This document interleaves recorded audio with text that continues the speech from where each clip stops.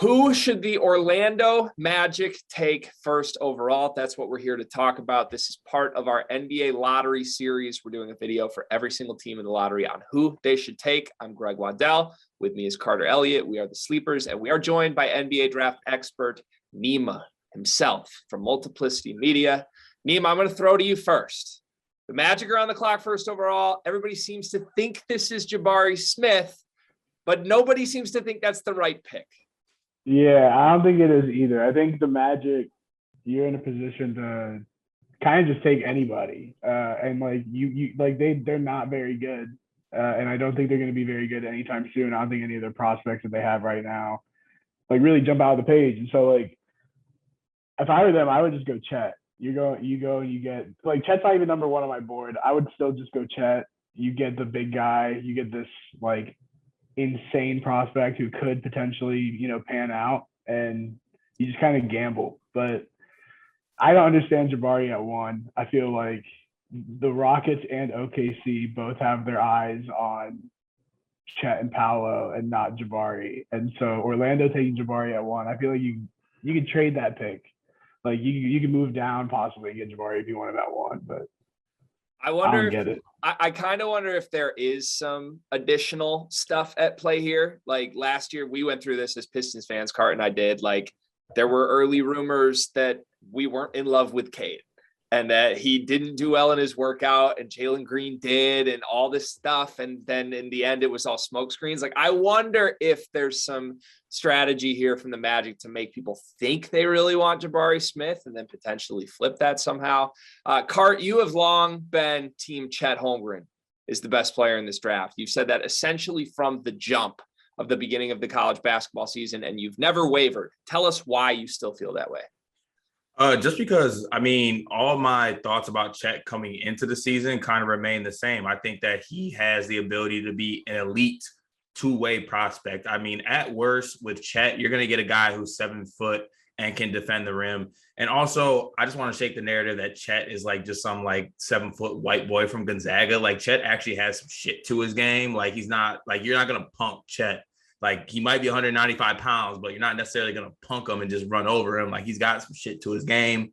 I like him on both ends of the floor. The numbers speak for themselves. I did do my research here, even though it was a number 1 pick, so I should do that. But 14 points a game, 10 rebounds, almost 4 blocks a game, shot 40% from 3 on 3.5 attempts. So he was getting them up. I truly think that he's a special prospect, and he didn't really get his shine at Gonzaga because he was playing with Drew Timme. With all that said, the Orlando Magic are 100% going to take Jabari Smith. I already know they're going to. They should take Chet, though. I think Chet actually works with their team. I don't know what Jonathan Isaac's situation is as far as his knee and Fox News, or if he's going to be a free agent. I don't know what's going to happen with him, but you plug Chet with Wendell Carter, that's a solid front court right there. I can see that doing some things. So I don't know. I feel like that would be the pick if I was the GM. I would go Chet. Yeah, so I feel loudly over the last month, there's been a lot of dialogue about the top of this draft compared to last year's draft and just in general. And it seems like all the experts are in agreement this is not the strongest top of a draft in a very long time. I feel different about that. I'll be honest. I've gone on record and said I think all 3 of these picks can be best players on good teams in the NBA. And that's Chet, that's Paolo, that's Jabari. I know I'm in the minority on that. I still think Chet's ceiling is by far the highest. So I'm with you. If you want to swing for the fences, which is what I think Orlando should do, given their current roster, then 100% you take Chet. I also am a sucker for guys who play together in college or at previous stops in their basketball careers, and pairing Jalen Suggs with Chet would be very fun for me. I would like that. Nima, though, I want to go back to my top 3 proposition here. You are the expert here. You completely disagree. Do you think any of these top 3 are first options on NBA teams? Chet and Paolo. So here's the thing. First option. Well, wait, can they be the best player or your go-to guy? Because I don't think Chet offensively will be your go-to guy just because of the way the NBA is. He did not score off the dribble a lot this year. He shot 80% at the rim, but in the modern NBA, you need the guy to have the ball in their hands if they're going to be the number 1 guy. Can he be the best player on the team? I think so. I 100% think so. I think Paolo as well can be the best player on the team. I think, however, he can be the number one guy because he's a player that more likely than not will have the ball in his hands on offense.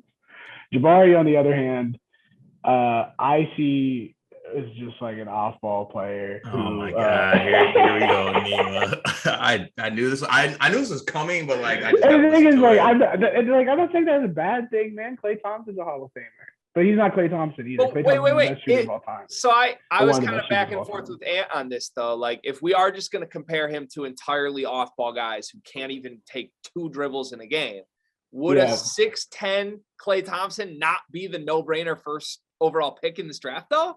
Not when there's like a 7'2" like unicorn who has never existed before, who can block everybody and score 80% of the rim, or like a 6'10" guy who can pass, slash, shoot, play decent defense. Like, I think Paolo is the more complete package. I do agree with you though. Like, Jabari just being able to shoot over the top of anybody, and he took a lot of hard shots. I will say that he took a lot of tough shots, but like. I mean, I'm not saying this in a bad way. Like, I still have him as a top 5 player. I still think he's going to be an all-star. Like, Nima, but this is what I want to say to this, or kind of just want your opinion on it, because in my eyes, isn't Jabari going to be probably guarded by guys that aren't necessarily going to be able to keep up with him? I mean. There's running around the court. He's not like running. I'm just saying, like, he's a 6'10" guy. If a power forward's checking him, like, I feel like he can blow past like an Al Horford.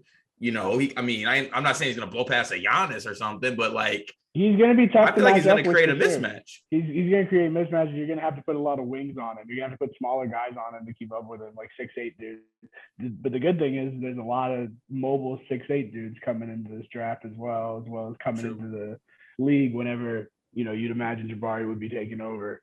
But, I mean, like, I like him. I think he's going to be a great player. I think he's going to be a potential all-star one day. Number one option. I mean, you need somebody to get the ball in his hands. So you mentioned there's a lot of 6'8" mobile dudes in the NBA. There's also one 6'7" immobile dude on this very podcast. That's Carter Elliott. I just wanted to throw that out there if we're doing scouting reports. I am actually very mobile, so thank you very much. Right? Yeah, you just came off moves in his men's league. A lot of people have seen the men's league split. How'd you do tonight, by the way? You're coming off men's league. How'd you do? Garbage. Wow, that's a tough break. Garbage. Hurt my teams in so many ways. It's unbelievable. All right, I have one more real question before we get to some quick rapid fire fun ones with the Magic. I mean, Franz, Jalen Suggs, Wendell Carter, like Mo Bamba, like who on this roster, I guess, do we care about, and should anything on the roster affect this pick, or should they just go highest ceiling guy because they need a guy like that? Nemo, what do you think? You have the number one pick. You take whoever you're comfortable with. It doesn't matter who's on your roster. I also don't think anybody on the roster is like that great for that matter. I like Franz a lot, but I do think like you don't not pick somebody because of Franz. I think Franz is not somebody you need to worry about. Like, I think he can kind of fit anywhere. Suggs, I like him. Year one was not that great. I had him as my rookie of the year candidate at the beginning of the year. I thought he would probably be able to adjust a little bit more. He did not. Also, the guard rotation in Orlando was a little tough. But like, I don't think you're comfortable enough with Ivy at one for Suggs to really matter. And like you said, I think the Suggs Chet connection would be really nice. So I don't think like Wendell Carter, Mo Bamba, it's been year one after 3 years of him not being able to play very well. He actually was able to kind of contribute, and they were the second worst team in the league. So, I don't think any of the guys that could go number 3 or number 1 like really get in the way of any of the players on the Magic. So you just pick whoever you're comfortable with. All right, Nima, quickly, you did a would you smoke with them power rankings. Where does Jabari Smith fall in those rankings? I feel like, so here's the thing, he's related to Kwame Brown, so he probably like has a lot of weed on it. Realistically though, like I think I would, but like I don't think I would like one-on-one. Like I think he's like, he like pulls up to the crib, you already have a couple people over, and you're like, oh hey, like what's up? Like you want to sit down? Can you match? Makes But- sense. It Yeah, makes he's definitely got some on him though, for sure. Paolo's definitely got some on him. We know that's confirmed. Yeah. been very confirmed. All right, let's just go one word each, or 2 words, I guess. Say their name. All 3 of us. Who would we take? My answer is Chet. Carter. Chet. Everybody, Chet. Chet. Okay, and who we think they'll take? Jabari Smith. Right? Jabari Smith. All right. So final thing, I guess, give them a grade if they take Jabari Smith first overall. Carter, you go first here. What's the letter grade? A through F. I would still go B plus. I still go B plus because I like Jabari. I think he's a really good player, but I think there's a space for Chet in that team because I actually like Wendell Carter Jr. But like Nima said, there's no one on this team that's going to stop me from picking somebody. Like there is, I like some guys, but they're not going to stop me from picking anybody. So I'll give it a B plus if it's Jabari. If it's Chet, I'm going A.